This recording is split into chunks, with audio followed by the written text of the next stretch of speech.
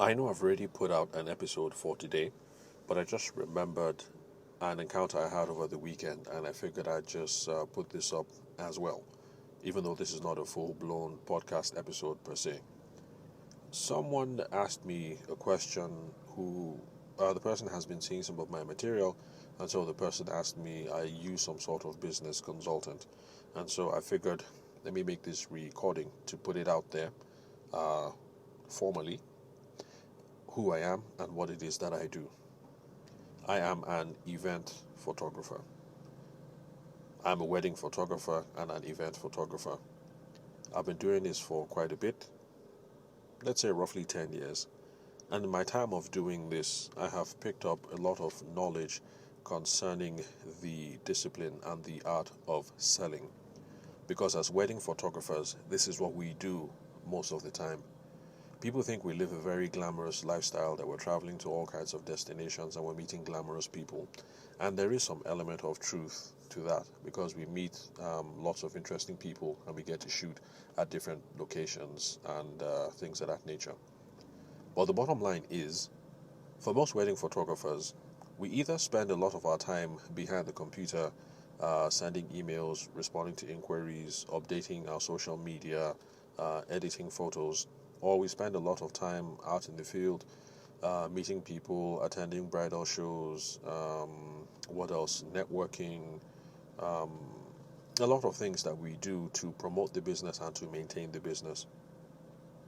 So, uh, wedding photographers don't just live the glamorous life, but we spend a lot of time by necessity trying to figure out how to sell ourselves, how to sell our services, and how to promote our businesses. And so it's because I have been involved in all this over the course of these years that I have picked up this experience and this love for the discipline of personal selling. And I believe that it is a very important way that we can use to drive our businesses forward. So that's the reason why I talk about these things a lot. And that's the reason why I pretty much started the podcast. I'm trying to share the knowledge that I gain along the way, especially now that I have started speaking about um, these sorts of topics at training sessions.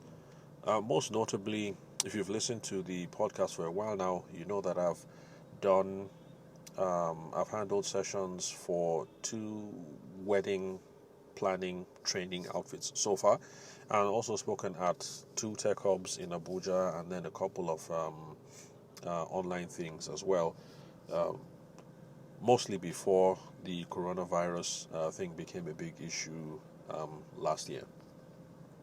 So those are part of the things that led to. These are the things that are the impetus behind the podcast. There's a lot of information out there in the wedding space aimed at wedding photographers, videographers, and wedding planners and cake people about how you should position yourself online, how you should brand yourself online, how you do email marketing online, how to use Canva, what else?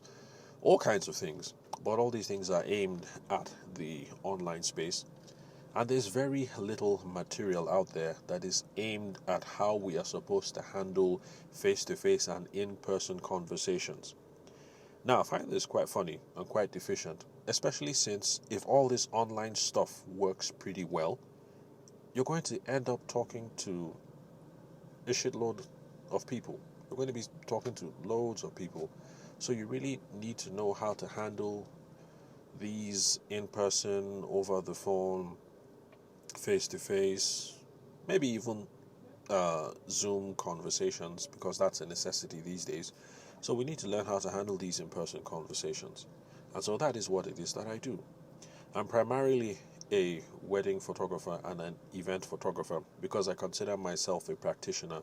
I'm not going to be like uh, all these boys and girls out there who read one or two sales books and then voila, they're just a sales trainer. I'm in the business of selling every day.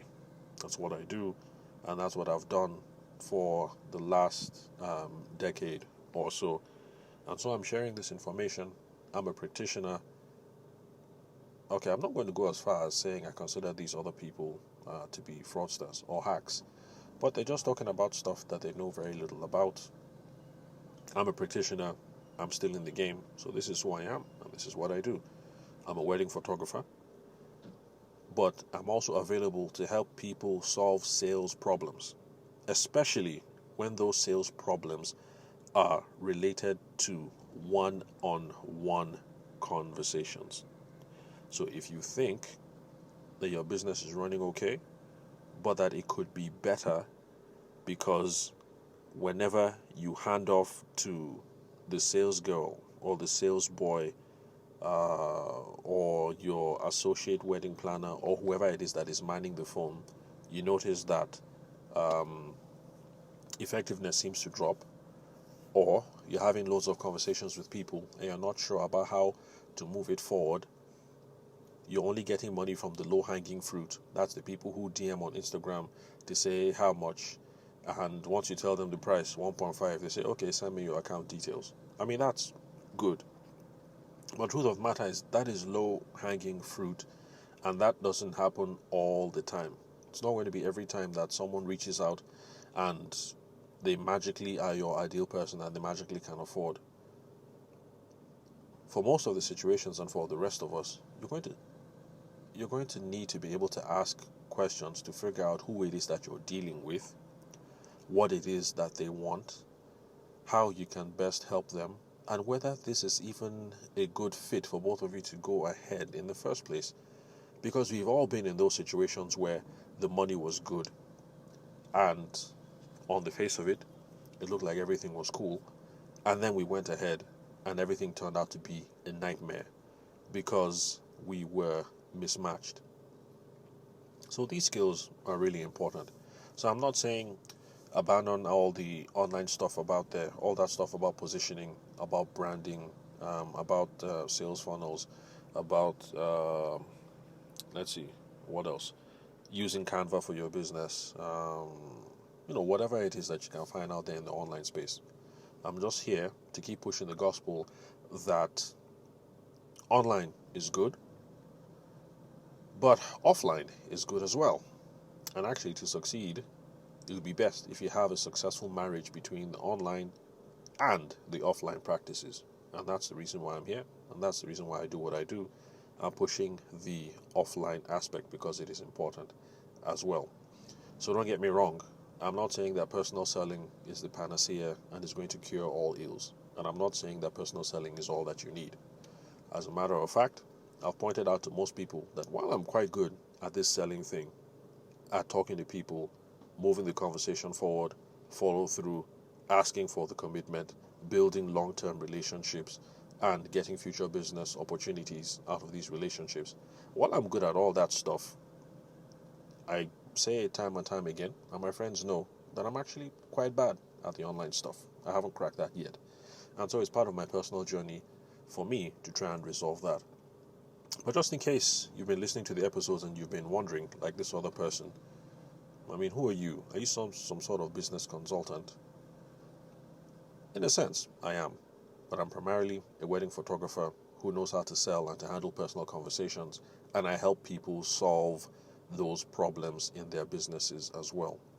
So, if you have a problem, you think you're not handling the phone well, you think your business associate isn't handling the phone well, you're not sure how to handle these conversations whenever you're with the client, too many people are saying, let me think about it, too many people are ghosting you after you talk to them over the phone or after you have that meeting. If you're having all these offline problems, then reach out to me. Those are problems that I solve. And this is who I am, this is what I do, and this is what this podcast is about. So, thank you very much, guys, for listening. I'll catch you at the next recording.